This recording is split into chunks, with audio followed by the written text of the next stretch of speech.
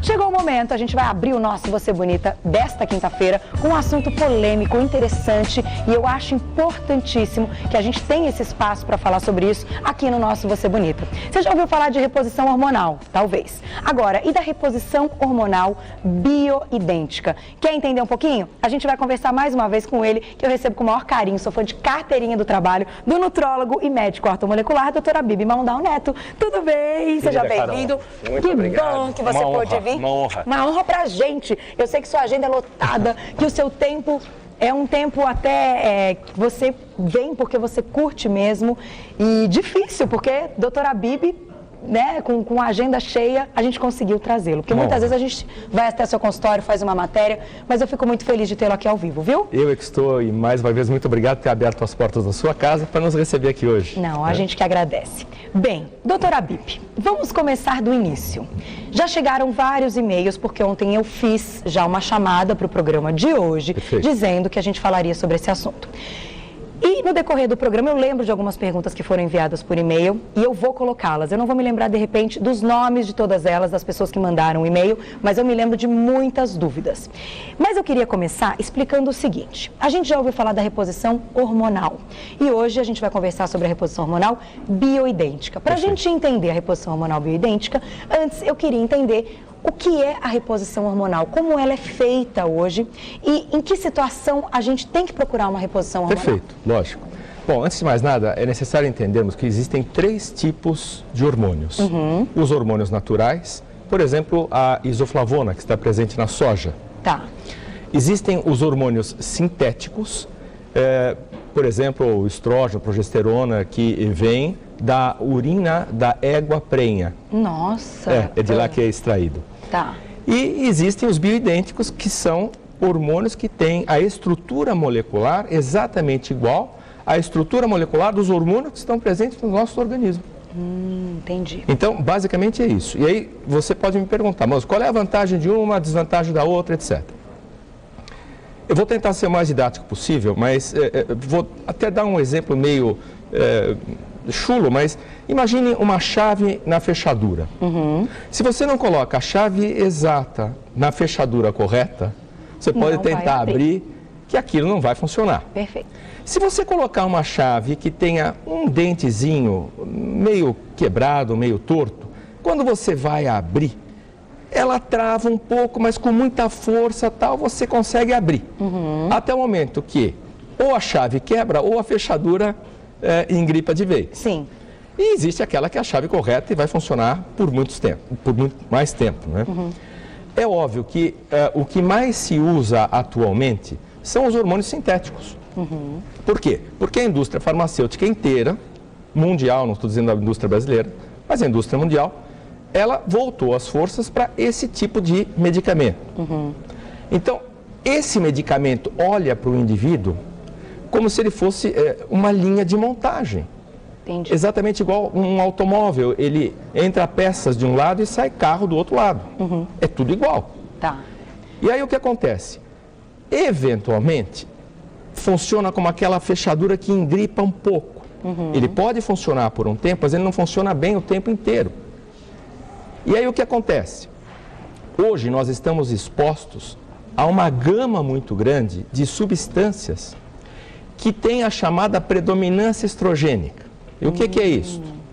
Por exemplo, um frango hoje cresce muito mais rápido do que crescia há 5 anos atrás. Sim. A vaquinha hoje dá muito mais leite do que dava há 5 anos atrás.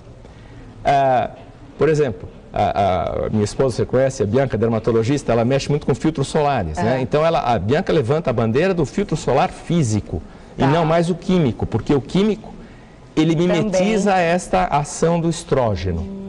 Então entenda, a nossa alimentação, como eu falei, do frango, do ovo, da carne, enfim, tem pequenas concentrações de hormônio. E essas pequenas concentrações de hormônio que nós ingerimos fazem um estrago muito grande no nosso metabolismo no dia a dia. Fazem a diferença, então modificam. Exatamente. Por quê? Você pega hoje meninas com 9 anos de idade menstruando. Há 50 anos atrás, uma menina menstruava aos 15, 17, não aos 9.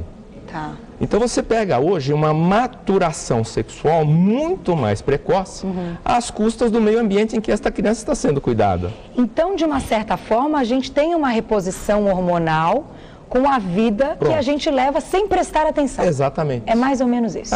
Por Consumindo exemplo, alimentos, a gente já está tendo uma reposição hormonal. Se você pegar a água, né, os PETs, né, aqueles PETs de plástico, aquilo lá é rico numa substância chamada bisfenol A.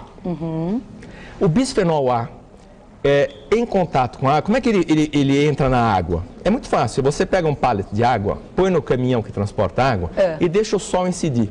Tá. O aumento da temperatura daquele pallet faz com que o bisfenol A entre em contato com a água. Seja liberado. Pronto, e o bisfenol A, ele mimetiza o estrógeno, também mimetiza o hormônio. Entendi. Então, até a água, por isso que o governo proibiu lá o supermercado de vender ou ensacar no saco plástico. Não é porque o governo não gosta da indústria que fabrica o saco plástico.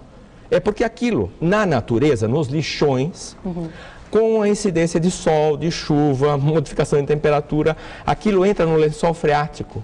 E também contamina. Contamina o lençol.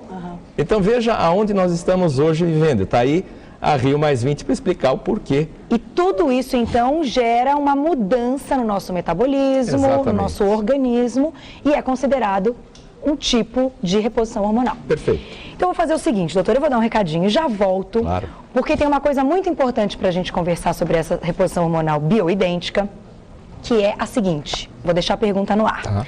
Mulheres que têm uma tendência maior a desenvolverem um câncer, seja ele de mama, um câncer de útero ou de ovário, se podem fazer essa reposição hormonal bioidêntica. Já volto para a gente continuar esse papo, Claro. Tá bom? Estávamos falando com o doutor Habib sobre a reposição hormonal bioidêntica e eu deixei uma perguntinha no ar. Mulheres que têm uma tendência maior, ou pela genética ou por um histórico familiar, de desenvolver o câncer de mama ou câncer de útero, câncer em geral, pode passar por uma reposição hormonal bioidêntica? Pode, sem dúvida nenhuma, desde que ela tenha uma orientação médica bastante precisa naquilo que ela vai fazer. Sabe-se hoje que qual a diferença básica, né? Como eu te falei, você quando faz a reposição bioidêntica, você vai fazer exatamente aquilo que o paciente precisa, a quantidade. Então, qual é a diferença do hormônio sintético para o hormônio bioidêntico? É que a quantidade ou a concentração do hormônio sintético, ele normalmente é muito maior do que no bioidêntico. Aí é que está. Entendi. Então, quando você repõe o bioidêntico, você repõe numa quantidade tão pouca que ele faz um benefício tão grande, onde os efeitos colaterais são muito menores do que na reposição sintética. Certo. Esses hormônios bioidênticos, eles também, então, são sintéticos de alguma maneira. Sim. Eles têm, as moléculas são moléculas mais parecidas com as do nosso corpo. Exatamente. Porém, eles também são artificiais. A gente pode dizer assim. Exato. Mas a maior diferença é que a gente vai ter essa reposição em menor quantidade. Porque vai ter um resultado melhor. E mais precisamente, aquilo que eu te falei, você vai encaixar a chave certa na fechadura correta. Entendi. Por quê? Porque além da quantidade ser a necessária para as suas necessidades, nós temos que entender hoje que a reposição hormonal não vale só para a mulher. A reposição hormonal vale tanto quanto para o homem também. Por quê? Porque a chamada modulação hormonal bioidêntica, que é o termo de reposição hormonal, teoricamente, ela é muito mais precisa também para o ser humano, de uma forma onde, em determinados momentos da vida dele, ele precisa disto. Então, veja, o estresse da vida diária, a alimentação, como eu já falei para você, o meio em que ele vive, a poluição do ar, a poluição dos lençóis freáticos. Cada vez mais, a produção hormonal diminui com o passar do tempo. Entendi. Então, o que acontece? O homem sente-se mais cansado, mais irrequieto, a concentração diminui sobremaneira, as necessidades, vamos dizer, da massa magra deste homem cai muito, quer dizer, a flacidez também aparece. E quando, na verdade, você começa a reposição bioidêntica para um homem, a qualidade de vida muda tanto que até eu tenho me surpreendido, às vezes, com alguns pacientes que estão lá fazendo uso dessa chamada testosterona bioidêntica. É fantástico. Muda a vida. Muda a vida. Agora, em que momento a gente tem que procurar uma reposição hormonal? Aí é que está. Tem uma idade mínima para isso? Qual é o momento? Que eu imagino que para homens e para as mulheres sejam em momentos diferentes, Sem né? dúvida. Entenda o seguinte, uma mulher hoje, vamos dizer, na sua vida reprodutiva, vamos dizer, entre os seus, suponho, entre 15 e 40 anos de idade, ela tomou tanto anticoncepcional que na hora que ela vai parar o seu anticoncepcional, existem alguns efeitos rebotes onde ela não consegue ter um ciclo ovulatório. Então a infertilidade é muito grande.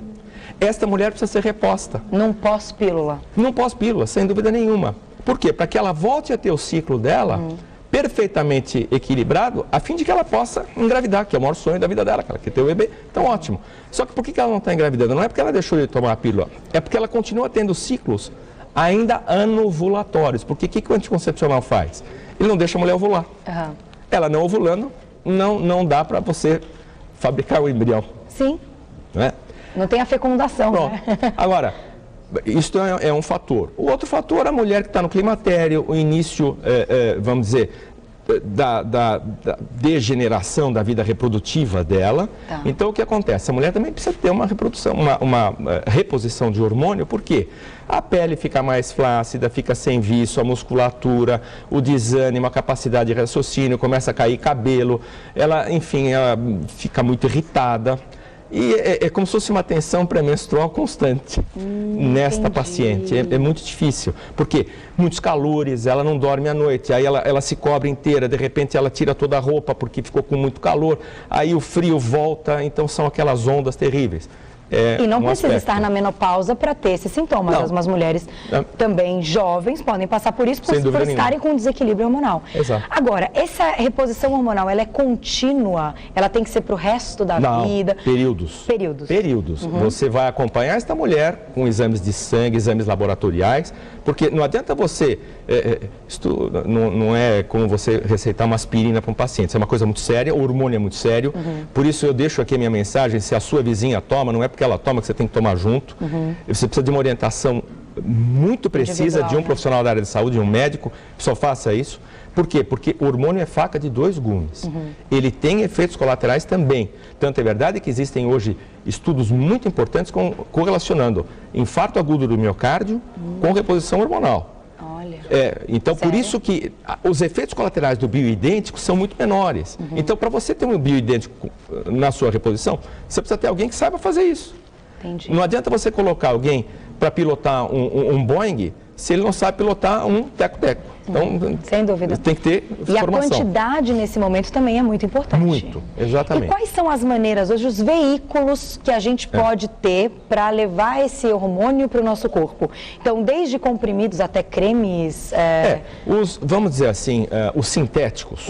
Você tem desde de cremes a comprimidos, a injeções, você tem de todas as maneiras. Tá. Agora, os bioidênticos, a maneira mais comum e a que eu mais gosto são os cremes transdérmicos. Então, um puff de um produto, você esfrega esse puff na mulher em face interna de coxa, em homem em face interna de braço onde não tem pelo. Normalmente, uma vez por dia depois do banho, respeitando o horário. Certo. É a melhor maneira. Existem também algumas pessoas que preferem via sublingual, porque diz que não gosta de creme, apesar de que o creme é totalmente reabsorvido ou absorvido e não causa mancha de roupa, não causa absolutamente nada. Mas tem pessoas que preferem o comprimido, que normalmente é via sublingual. São as duas maneiras que eu prefiro repor. E essa reposição hormonal tem contraindicação ou não? Se você me perguntar, aspirina tem contraindicação? Eu vou dizer para você, tem, Carol. Certo. Tem. Todo o medicamento tem contraindicação. Por isso que eu digo, para você repor hormônio para uma pessoa, você precisa conhecer essa pessoa. E que, infelizmente, hoje os nossos colegas médicos não se preocupam muito na boa anamnese. Este é o fundamental da história. Precisa conversar com o paciente. Ele precisa contar a história dele para você. E você precisa pedir alguns exames complementares para você conhecer a bioquímica do corpo desse paciente. Por isso que eu digo, quando você vai começar uma reposição hormonal, você precisa estar de olho no seu paciente. Ele tem que voltar no seu consultório cada 15 dias, cada 20 dias, uma vez por mês que seja, você tem que olhar esse paciente. E você tem que continuar pedindo exames para ele seriados, até você encontrar um ótimo desta quantidade. Por quê? Porque isso é empírico. É exatamente igual aquela reação de titulação na escola, que basta uma gota mais para virar a cor. É assim? É mais ou menos isso. E tem que ter um cuidado direto e no tempo certo, né? O paciente tem que respeitar o tempo. Lógico. Agora, chegou um e-mail pra gente, eu não me lembro quem mandou o e-mail, mas a pessoa contava que já tinha tirado a tireoide, que tinha um tumor na tireoide. Se ela poderia, ela faz uma reposição do hormônio da tireoide depois disso, se ela poderia fazer uma reposição hormonal bioidêntica. Sem problema nenhum, não tem absolutamente contraindicação nenhuma neste caso, não é fator limitante. Outros fatores serão limitantes. Eu preciso ver como é que está o coração dessa paciente, como é que está a mama dessa paciente, então precisa ter um ultrassom, ou depende da idade, uma mamografia ou uma ressonância de mama.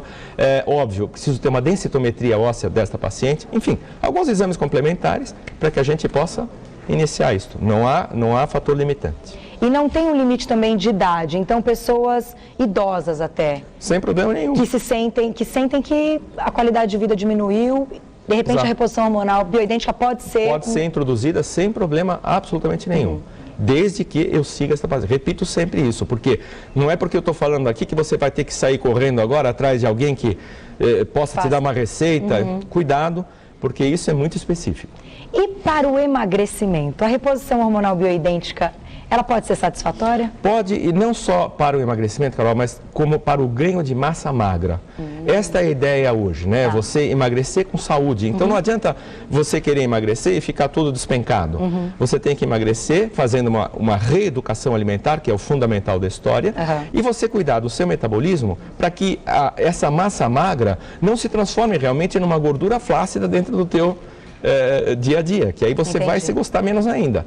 Então, na reposição bioidêntica, você usa alguns métodos onde você consegue ganhar mais rapidamente uma massa magra melhor. Claro, você orientando o paciente a fazer uma atividade física, a mudar seus hábitos e daí por diante. É mudança de estilo de vida. Certo. E no fim das contas, a gente tem também uma mudança do nosso organismo respondendo à entrada de um hormônio que a gente realmente precisa e que o nosso corpo não está produzindo da maneira correta. Perfeitamente. É mais ou menos isso. Essa é a ideia. Eu adorei o bate-papo. Ai, gente, é demais. A doutora Bibi dá uma aula sempre que vem ao programa. Mais do que um prazer recebê-lo. Muito obrigada. Carol. Eu sei que vão chegar muitas dúvidas, mas você volta, né? Volto com muita honra. Quando eu cheguei, o porteiro aqui do prédio falou, olha... Ele perguntou onde eu ia. Eu falei, eu vou no programa da Carol. Ela falou, mas essa menina é tão linda.